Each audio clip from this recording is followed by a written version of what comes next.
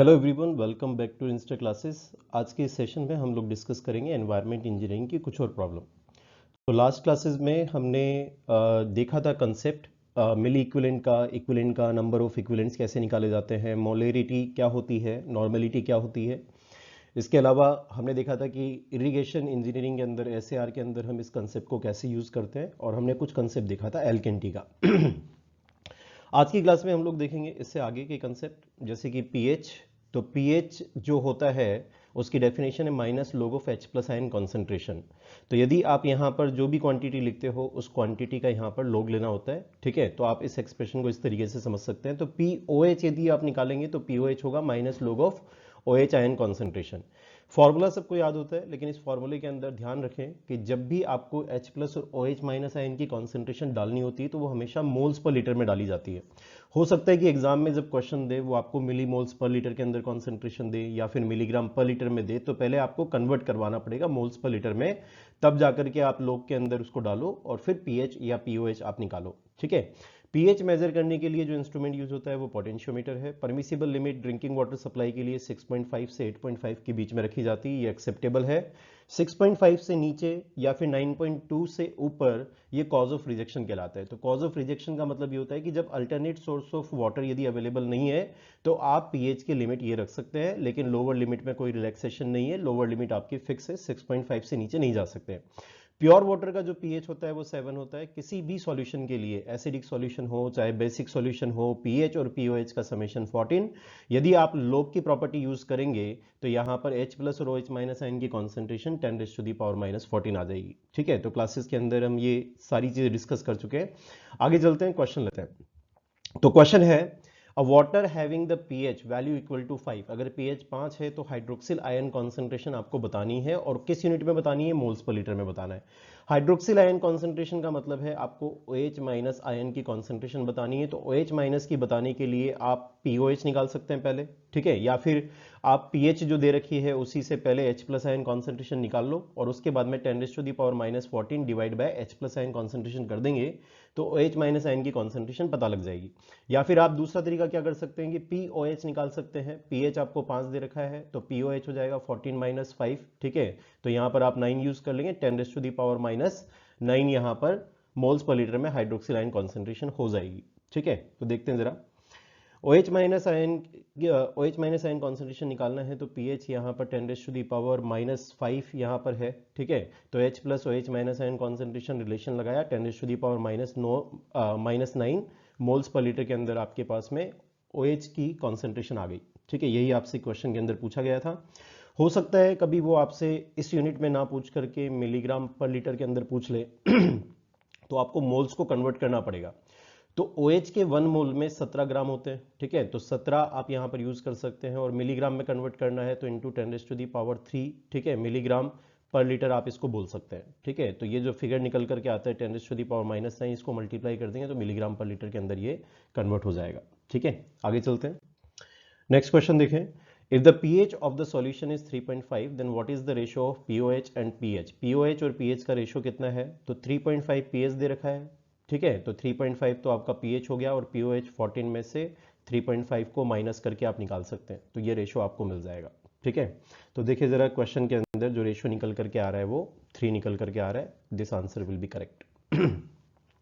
Next question देखें, a water having the pH value equal to 3, ठीक है। तो पीएच वैल्यू 3 दे रखी है, हाइड्रोक्सिल आयन कॉन्सेंट्रेशन आपको बतानी है मोल्स पर लीटर के अंदर। सिमिलर क्वेश्चन ऑलरेडी देखा हुआ है हमारा, ठीक है। तो यहाँ पर बता सकते हैं आप मोल्स पर लीटर में, ठीक है। अच्छा, यहाँ पर ऑप्शन के अंदर ये यूनिट देने का यहाँ कोई मतलब नहीं है। ऑप्शन के अंदर आपको यूनिट दे रखी है मोल्स पर लीटर या मिलीग्राम पर लीटर। तो मोल्स पर लीटर में यदि आप इसको चेक करें तो पीएच आपको जो 3 दिया हुआ है उससे आप मोल्स पर लीटर में कॉन्सेंट्रेशन निकालेंगे तो वो कॉन्सेंट्रेशन आएगी 10⁻⁻11, ठीक है। तो 10⁻⁻11 मोल्स पर लीटर है, लेकिन कोई भी ऑप्शन मैच नहीं कर रहा था। एक ऑप्शन जो दिया गया था वो 10⁻11 मोल्स पर लीटर गिवन था, लेकिन यहाँ 10⁻⁻11 है।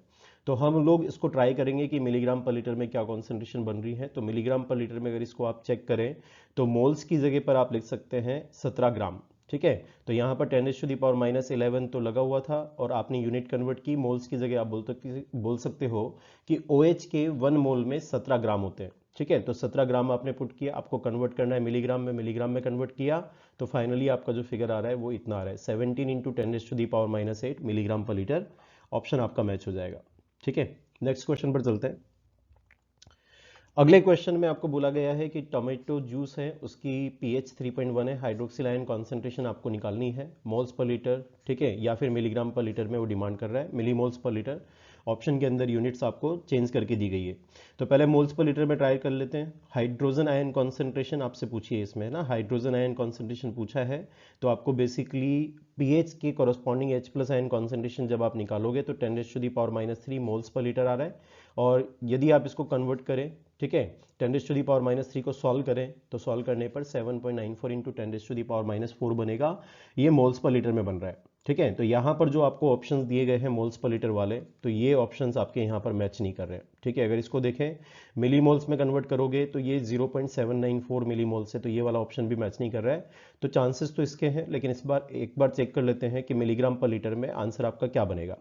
देखो, हाइड्रोजन आयन को यदि मोल्स से आप ग्राम में जाओगे तो 1 मोल ऑफ हाइड्रोजन ग्राम का जो मॉलिक्यूलर एटॉमिक वेट होता है, आप बोल सकते हैं H का है, एटॉमिक वेट है वो 1 के बराबर है। ठीक है, तो मोल्स को हम सीधा सीधा 1 ग्राम लिख सकते हैं। ग्राम से जब मिलीग्राम में जाएंगे तो ये 10⁻⁴ के साथ मिलकर के 0.1 बन जाएगा और ये 0.794 बन जाएगा। ठीक है, तो this answer will be correct, option C will be correct.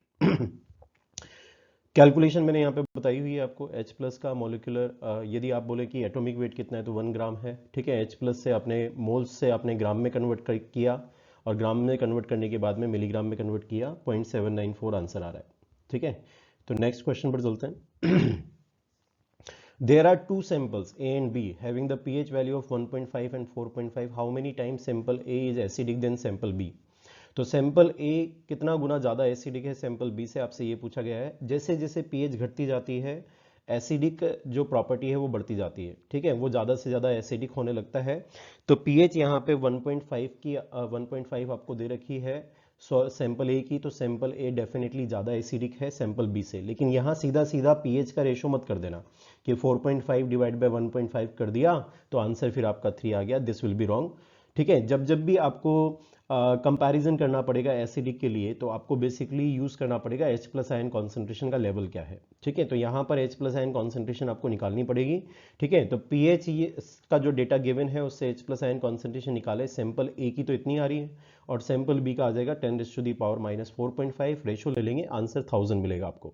ठीक है, तो यहाँ पर देखो आप जरा कि जब आपने ये रेशो लिया, ठीक है, ए सैंपल और बी सैंपल का तो 1000 मिल रहा है, इसका मतलब है कि सैंपल ए 1000 टाइम्स मोर एसिडिक है देन द सैंपल बी। ठीक है, नेक्स्ट क्वेश्चन पर चलते हैं। The measured pH value of the incoming and the outgoing water treatment plant are 7.3 and 8.5. किसी वाटर ट्रीटमेंट प्लांट के अंदर जो पानी आ रहा है उसकी pH तो 7.3 है और जो पानी निकल रहा है उसकी pH 8.5 है। तो during the treatment process pH का जो है यहाँ पर चेंज आ रहा है। ठीक है, pH यहाँ पर चेंज हो रही है। उसने बोला है what is the average pH, तो एवरेज pH करते समय यहाँ पर भी आप लोग ये मत कर देना कि 7.3 प्लस 8.5 डिवाइड बाई 2 कर दिया। ठीक है, ऐसा करने से काम चलेगा नहीं। और आगे उसने बोला भी हुआ है कि assuming the linear variation of hydrogen ion concentration with time. तो लीनियर वेरिएशन का मतलब है कि आप अरिथमेटिक एवरेज लगा सकते हैं और अरिथमेटिक एवरेज आपको किस पे लगाना है, हाइड्रोजन आयन कॉन्सेंट्रेशन पर लगाना है। तो आपको यहाँ से हाइड्रोजन आयन कॉन्सेंट्रेशन निकालनी पड़ेगी। ठीक है, इनलेट पर और आउटलेट पर, उसके बाद में उसका एवरेज लेना होगा, फिर minus log of H plus ion concentration में उसको पुट करना पड़ेगा और फिर जाकर के आपको एवरेज पीएच निकल करके आएगा।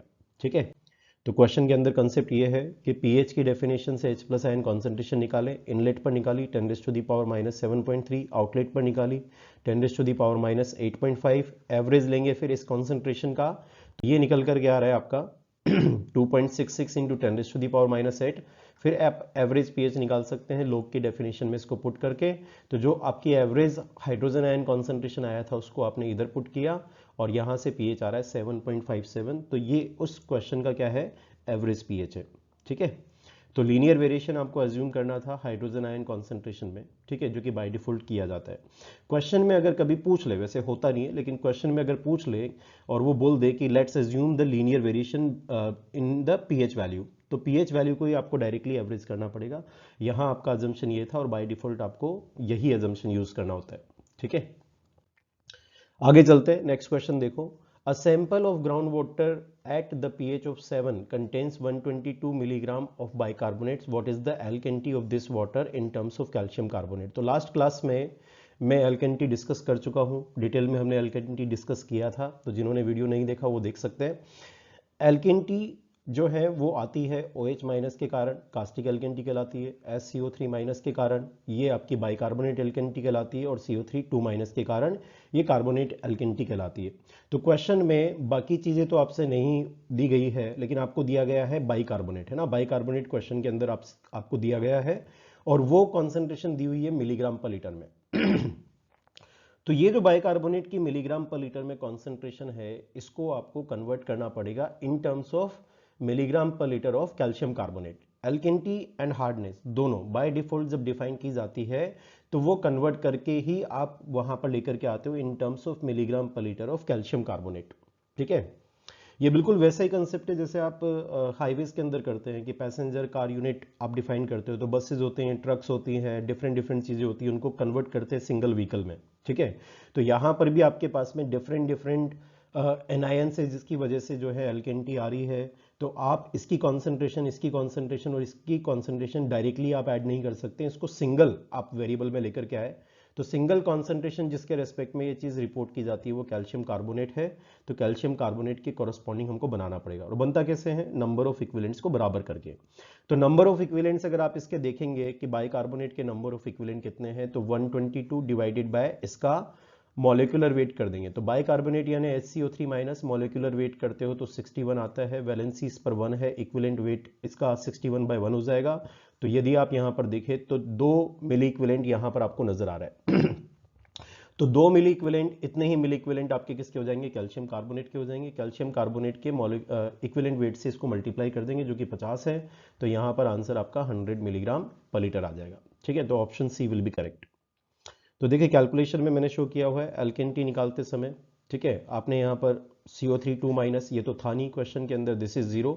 जो क्वेश्चन के अंदर दिया गया था सिर्फ बाइकार्बोनेट की कॉन्सेंट्रेशन दी हुई थी, ये इसका इक्विवेलेंट वेट है, मल्टीप्लाइड बाय 50 ये इक्विवेलेंट वेट है किसका, कैल्शियम कार्बोनेट का, और फाइनली आंसर आ गया 100 milligram per litre as calcium carbonate. Next question पर चलते हैं। क्वेश्चन में बोला गया है the alkalinity and the hardness of the water sample are 250 milligram per litre and 350 milligram per litre as calcium carbonate respectively, then the water has. आपसे पूछा गया कार्बोनेट हार्डनेस कितनी है, नॉन कार्बोनेट हार्डनेस कितनी है। ठीक है, तो टोटल हार्डनेस के हमेशा 2 पार्ट होते हैं, carbonate hardness and non carbonate hardness. Carbonate hardness जो होता है वो मिनिमम होता है किसका, एल्केनिटी का। ठीक है, एल्केनिटी का और टोटल हार्डनेस का। तो क्वेश्चन में जो आपको एल्केनिटी गिवन है वो तो 250 गिवन है, दिस इज गिवन एज 250, और जो टोटल हार्डनेस गिवन है वो 350 है। तो मिनिमम जो है एल्केनिटी है दैट इज 250, तो 250 तो कार्बोनेट हार्डनेस हो जाएगी, आउट ऑफ कितना, टोटल 350 था, तो 350 में से 250 कार्बोनेट हार्डनेस हो गया, तो नॉन कार्बोनेट हार्डनेस 100 हो जाएगा। ठीक है, तो इस क्वेश्चन में जो आंसर आने वाला है वो आपका 250 milligram per litre of carbonate hardness and 100 milligram per litre of non carbonate hardness आने वाला है। ठीक है, तो देखिए जरा, आंसर इसका डी है। टोटल हार्डनेस कार्बोनेट हार्डनेस और नॉन कार्बोनेट हार्डनेस के समेशन से दी जाती है। कार्बोनेट हार्डनेस मिनिमम होता है एल्केनिटी एंड टोटल हार्डनेस का, तो मिनिमम यहाँ पे सेलेक्ट करेंगे, 250 मिलीग्राम पर लीटर हुआ। नॉन कार्बोनेट हार्डनेस, अब टोटल हार्डनेस में से जो एक्सेस ऑफ कार्बोनेट हार्डनेस है, ठीक है, वही आपकी नॉन कार्बोनेट हार्डनेस होगा। तो here it is equal to 350 minus 250 that is 100 milligram per litre. Complete concept मैं आपको क्लासेस के अंदर दे चुका हूँ। ठीक है, तो आगे चलते हैं, नेक्स्ट क्वेश्चन लेते हैं। क्वेश्चन के अंदर बोला गया है water contains the following dissolved ions. Na+ दिया गया है, ये स्यूडो हार्डनेस देता है क्योंकि इनका उठना बैठना उन्हीं के साथ में है, कैल्शियम मैग्नीशियम के साथ, और ये कंबाइन होते हैं किसके साथ, बाइकार्बोनेट और कार्बोनेट के साथ। ठीक है, तो ये स्यूडो हार्डनेस कहलाता है, वाकई में तो इसकी कोई हार्डनेस होती नहीं है। ठीक है, तो ये Na+ नहीं लेते हैं। वैसे भी हार्डनेस मल्टीवैलेंट कैटायन के कारण आती है, यहाँ पर आपका कैटायन जो है मल्टीवैलेंट नहीं है, सिंगल यहाँ पर वैलेंसी है। तो Ca2+, Mg2+, ये मेजर सोर्सेज होते हैं, और माइनर सोर्सेज में एल्यूमिनियम होता है, स्ट्रॉन्शियम होता है, Mn2+ होता है, Fe2+ होता है, उनके कारण भी हार्डनेस आ सकती है। ठीक है, तो क्वेश्चन में हार्डनेस आपको कैलकुलेट करते समय टोटल हार्डनेस आपको एक तो इंक्लूड करना पड़ेगा कि कैल्शियम कितना है, मैग्नीशियम कितना है, और आपको एल्यूमिनियम भी लेना पड़ेगा। SCO3 माइनस के कारण एल्केनिटी कैलकुलेट होगी आपकी। ठीक है, Cl- कुछ नहीं करेगा यहाँ पर, pH आपको 7 दे रखी है, OH माइनस आयन कॉन्सेंट्रेशन वगैरह निकाल सकते हैं। एटॉमिक वेट आपको यहाँ पर as per the demand of the question दिए हुए हैं, ठीक है। कई बार एटॉमिक वेट्स नहीं दिए जाते हैं तो आपको याद होने चाहिए। कुछ मैंने आपको लास्ट क्लास में बताए थे कि कुछ एटॉमिक वेट है जो आपको हमेशा याद रखने चाहिए। क्वेश्चन पूछा गया है the total hardness of the sample in milligram per litre of calcium carbonate will be. तो टोटल हार्डनेस हम निकालेंगे Ca2+ के कारण, Mg2+ के कारण और Al3+ के कारण। टोटल हार्डनेस निकालते समय भी आपको क्या करना पड़ता है, इन terms of calcium carbonate milligram per litre concentration आप निकालते हैं। तो आपको सबसे पहले इस कॉन्सेंट्रेशन को इनके इक्विवेलेंट्स में आपको जो है कन्वर्ट करना पड़ेगा। और Ca2+ जो ये एलिमेंट है इसका एटॉमिक वेट तो 40 है, वैलेंसी 2 है, तो इक्विवेलेंट वेट इसका 20 है। ये जो फिगर निकाला है ये नंबर ऑफ इक्विवेलेंट्स है, नंबर ऑफ मिली इक्विवेलेंट्स बोल सकते हो क्योंकि मिलीग्राम में आपको कॉन्सेंट्रेशन दे रखी है। तो number of milli equivalents calcium carbonate के भी कितने हो जाएंगे, सेम हो जाएंगे। अब कैल्शियम कार्बोनेट के इक्विवेलेंट वेट से इसको मल्टीप्लाई कर देंगे तो ये कैल्शियम की वजह से हार्डनेस आ गई। सिमिलरली मैग्नीशियम और एल्यूमिनियम की वजह से हम निकाल लेंगे। तो यहां पर मैंने कैलकुलेशन शो की हुई है, Ca2+ divide by equivalent weight of Ca2+ multiplied by 50। अभी अभी आपको बताया था किस तरीके से ये कैलकुलेट होता है, ठीक है। और Mg2+ के कारण यहाँ कॉन्सेंट्रेशन 30 गिवन थी और एल्यूमिनियम की 3 गिवन थी। मैग्नीशियम का जो मॉलिक्यूलर वेट है, एटॉमिक वेट है, वो 24 है, डिवाइड बाय 2 करेंगे, वैलेंसी 2 है। एल्यूमिनियम का 27 है, डिवाइडेड बाय 3 करेंगे क्योंकि वैलेंसी 3 चल रही है, तो ये इनके इक्विवेलेंट वेट है, ठीक है। और यहां से हमने क्या निकाल दिया, टोटल किया तो 241.67 milligram per litre of calcium carbonate ये निकल करके आ रहा है, ठीक है। आगे चलते हैं।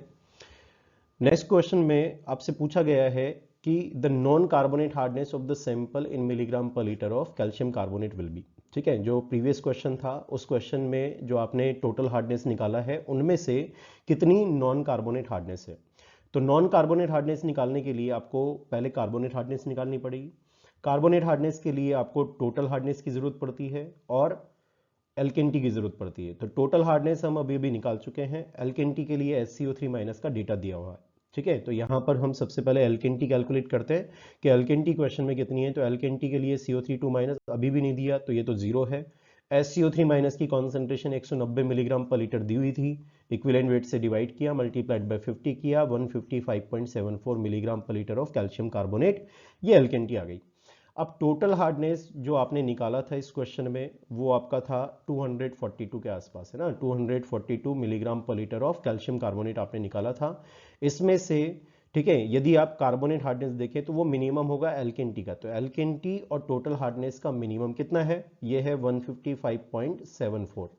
तो 155.74 तो कार्बोनेट हार्डनेस है और नॉन कार्बोनेट हार्डनेस फिर हम डिफरेंस करके निकाल लेंगे। तो यहाँ पर यही दिया गया है कि कार्बोनेट हार्डनेस अगर आपसे पूछी होती तो आंसर 156 मिलीग्राम पर लीटर होता। नॉन कार्बोनेट हार्डनेस आपसे पूछी है तो टोटल हार्डनेस में से कार्बोनेट हार्डनेस को आप सब्ट्रैक्ट कर दो, 86 मिलीग्राम पर लीटर ये आंसर निकल करके आ रहा है, ठीक है।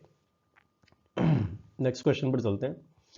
क्वेश्चन के अंदर आपको बोला गया है following chemical species were reported for the water sample from the well, ठीक है। तो यहाँ पर आपको अलग अलग आपको स्पेसीज दी हुई है, जैसे क्लोराइड कितना है, सल्फेट कितना है, CO3 कितना है, SCO3-, Ca2+ एंड Mg2+ और pH आपको गिवन है। क्वेश्चन में आपसे फिर से वही हार्डनेस से रिलेटेड चीज़ें पूछेगा, एल्केनिटी से रिलेटेड चीज़ें पूछेगा। तो आपको यहाँ पर एक तो कार्बोनेट कॉन्सेंट्रेशन काम आने वाली है, बाइकार्बोनेट कॉन्सेंट्रेशन काम आने वाली है। टोटल हार्डनेस निकालते समय ये दोनों आपकी कॉन्सेंट्रेशन काम आने वाली है। और आपको ये सीधा सीधा मिली इक्विवेलेंट पर लीटर में दिया हुआ था, तो मिली इक्विवेलेंट पर लीटर में ऑलरेडी है, तो नंबर ऑफ इक्विवेलेंट्स ऑलरेडी है, तो आपको अब इक्विवेलेंट वेट से डिवाइड नहीं करना है, ठीक है। सीधा सीधा इतने ही मिली इक्विवेलेंट्स किसके हो जाएंगे, कैल्शियम कार्बोनेट के हो जाएंगे। तो सीधा सीधा ऐड करेंगे यहाँ पर अब, ठीक है। तो 12 और 18, तो टोटल यहाँ पर जो मिली इक्विवेलेंट्स हो जाएंगे वो 30 हो जाएंगे, किसके, कैल्शियम कार्बोनेट के। सीधा सीधा 50 से मल्टीप्लाई करवाओगे तो 150 मिलीग्राम पर लीटर यहाँ पर क्या निकल करके आने वाला है, टोटल हार्डनेस निकल करके आने वाला है, ठीक है। तो देखते जरा, 150 नहीं होगा, ये 1500 होगा, ठीक है। This will be 1500, 00 is here, ठीक है। तो 1500 milligram per litre in terms of calcium carbonate यहाँ पर टोटल हार्डनेस निकल करके आने वाली है, ठीक है। तो देखते हैं जरा, टोटल हार्डनेस आपसे पूछी गई थी क्वेश्चन में, हमने पीछे ही इसको, ठीक है, वर्बली सॉल्व कर लिया है कि आंसर आपका 1500 आएगा, ठीक है। तो ध्यान देने वाली बात ये थी कि कैल्शियम आपको नहीं गिवन था यहाँ पर, मिलीग्राम पर लीटर में कैल्शियम की कॉन्सेंट्रेशन नहीं गिवन थी, आपको पूरा गिवन था कि नंबर ऑफ इक्विवेलेंट्स कितने हैं। तो 12 से 50 को मल्टीप्लाई किया, 50 क्या है, इक्विवेलेंट वेट है किसका, कैल्शियम कार्बोनेट का है। 18 यहाँ पर आपको number of milli equivalents given थे किसके, मैग्नीशियम वाले, मल्टीप्लाइड बाय 50 किया, 1500 milligram per litre of calcium carbonate आ गया। अब जो डेटा आपको बाइकार्बोनेट और कार्बोनेट का जो गिवन था, वहां से हम लोग क्या निकाल सकते हैं, एल्केनिटी निकाल सकते हैं। तो अगले क्वेश्चन में हो सकता है कि वो पूछें कि आप कार्बोनेट हार्डनेस या नॉन कार्बोनेट हार्डनेस या एल्केनिटी निकालो। ठीक है, तो क्वेश्चन के अंदर आपसे एल्केनिटी पूछा गया है कि एल्केनिटी कितनी है। ठीक है, तो एल्केनिटी के लिए जो आपको डेटा दिया गया था उसको यूज करेंगे। CO3 2 माइनस, ये पूरा का पूरा आपका जो क्वेश्चन के अंदर डेटा गिवन है ये 5 है, और SCO3 माइनस की जो मिली इक्विवेलेंट्स है वो 30 गिवन है। तो यहाँ पर जब इन दोनों को निकालने जाओगे आप 1750 milligram per litre of calcium carbonate आ गया। वैसे इस क्वेश्चन में पूछा नहीं है, लेकिन अगर ज़रूरत पड़े तो आप कार्बोनेट हार्डनेस और नॉन कार्बोनेट हार्डनेस भी बता सकते हो। टोटल हार्डनेस 1500 आई थी। अब एल्केनिटी आपकी 1750 है, तो कार्बोनेट हार्डनेस जब मिनिमम लेने जाओगे एल्केनिटी का और टोटल हार्डनेस का, तो वो आपको 1500 मिल जाएगा। इसका मतलब है कि नॉन कार्बोनेट हार्डनेस जो है इस क्वेश्चन के लिए एब्सेंट है। ठीक है, तो नॉन कार्बोनेट हार्डनेस यहाँ पर 0 है, और कार्बोनेट हार्डनेस कितनी है, 1500 milligram per litre as calcium carbonate. ठीक है, नेक्स्ट क्वेश्चन पर चलते हैं।